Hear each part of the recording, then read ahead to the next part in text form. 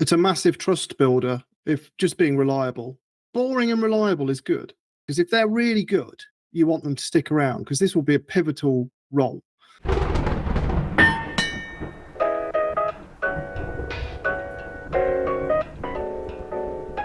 First full-time hire, if you had your time again, was that the right role to hire for, or would you do something different? Well, yes, ultimately, yes. And whenever I meet up with my other agency friends, some of them who don't have a strong ops person, they say like, "Hey, Tom, you're lucky," just because like I have to deal with this stuff. So I would say that it does require a specific type of person with specific type of maybe capabilities and character traits. Her background is in finance and accounting, so she's got bachelor's in finance, master's in accounting. Also, she's super direct, right? Which is good because like you have to be direct with people to solve problems. Because most clients like it, and most people like being told directly. Does she? Oh, sorry, she doesn't deal with clients though. She does with some. Okay.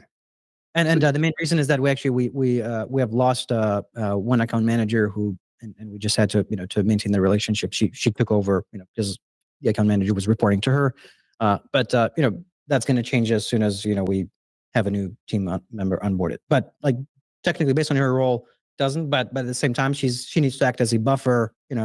Somebody leaves, she needs to cover for that until the person is until a new hire is in place. Can she do Google Ads? Yeah, so brilliant. So she was an analyst, in corporate America. So she does that, and also she was trained on Google Ads. But the perfect first hire, I believe. I trained her on Google Ads essentially. Yeah, and an operational head of operations, even if it's not in name. But I think that's the perfect hire. Someone who handles operations, even if that's just handling the Google Ads accounts, the reporting, and some of the client comms. You have to have someone who's very methodical and who's process driven. It's almost like someone's like not like a sports car, but someone's like freight train. Once they get pretty much like their momentum, like they move no matter what the roadblocks is, because clients will leave, team members will leave, there will be problems, all kinds of, but like moving and going further. So overall, I'm very, very happy that she joined my team because because of those qualities. Because I'd say consistency and making sure that pretty much like things are working the way they're supposed to work. One client said, "SCUBE is run like a well-oiled machine," and that was more of a compliment to her, which was like got done on time, and it was just like the way the way the client expected. So I'd say like that's the role that you need to have. It's a massive trust builder if just being reliable. Boring and reliable is good. Yes. And yeah, one thing that maybe was challenging sometimes is that some more technical things, because I'm always like deep into like more technical issues, but like highly technical areas. Maybe it's not necessarily her strength, but I would say like the fundamentals, client communication, making sure that like stuff is done, like pretty much like everything is working. That's, I would say, is her strength. And I've noticed that you need more of that.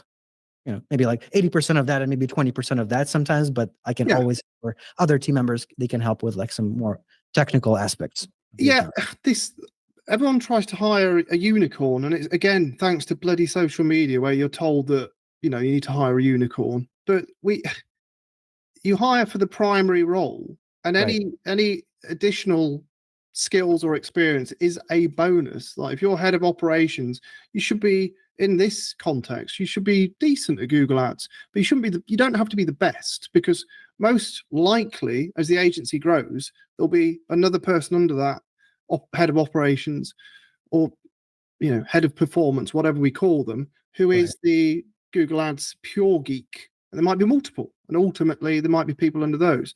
If you hire someone in this role, which I think is a very good idea, especially when you're at the 25K a month mark, for Google Ads agencies, quite similar for SEO agencies.